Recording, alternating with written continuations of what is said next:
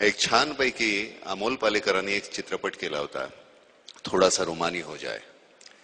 त्याच्यामध्ये खोटा पाऊस आणतो एक माणूस, दुष्काळ पडलेला आहे आणि तो म्हणतो मी पाऊस आणेन, 5,000 रुपये द्या. ती मुलगी म्हणते हा खोटा आहे, पाखंडी आहे. बाप म्हणतो पण बघूया तरी. तो मुलगा जो आहे तिचा भाऊ तो म्हणतो सच्ची मुच्ची बारिश.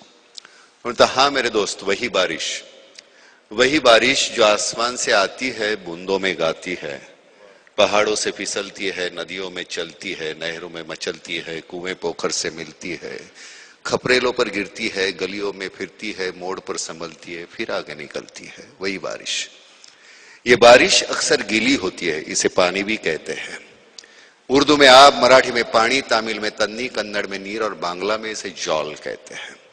संस्कृत में जिसे वारी, नीर, जीवन, पय, अमृत, उद, अम्बु भी कहते हैं. ग्रीक में इसे अक्वा प्यूरा, अंग्रेजी में वाटर, फ्रेंच में एयर और केमिस्ट्री में H2O कहते हैं. ये पानी जब आंख से ढलता है तो आंसू कहलाता है, लेकिन चेहरे पे चढ़ जाए तो रुबाब बन जाता है. कभी कभी ये पानी सरकारी फाइलों में अपने कुएं समेत चोरी भी हो जाता है. पानी तो पानी है, पानी जिंदगानी है. इसलिए जब रूह की नदी सूखी हो, मन का हिरन प्यासा हो, दिमाग में लगी हो आग और प्यार की गागर खाली हो, तब मैं हमेशा ये बारिश नाम का गीला पानी लेने की राय देता हूं. मेरी मानिए तो ये बारिश खरीदिए, सस्ती सुंदर टिकाऊ बारिश, सिर्फ 5,000 रुपए में. इससे कम में कोई दे तो चोर की सजा हो मेरी, आपकी जूती सिर पर मेरी बारिश खरीदिए. इतकं सुंदर लिहिलेलं आहे. त्याला एक अशी छान लय आहे. मगाशी मी सांगत असताना म्हणत होतो की जिसमें एक लय है, आरोह अवरोह उसके तय है, तो उसकी वजह से याद नहीं करना पड़ता क्या बोल रहा हूं मैं. वो जाके बचपन की कविता है.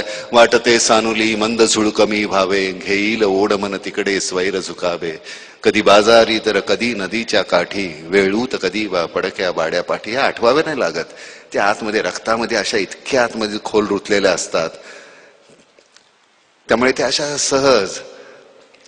कैसे बताओ मैं तुम्हें मेरे लिए तुम कौन हो, कैसे बताओ मैं तुम्हें तुम धड़कनों का गीत हो, जीवन का तुम संगीत हो, तुम जिंदगी, तुम बंदगी, तुम रोशनी, तुम ताजगी, तुम हर खुशी, प्यार हो, प्रीत हो, मनमीत हो. आंखों में तुम, यादों में तुम, नींदों में तुम, ख्वाबों में तुम हो मेरी हर बात में, तुम हो मेरे दिन रात में, तुम सुबह में, तुम शाम में, तुम सोच में, तुम काम में.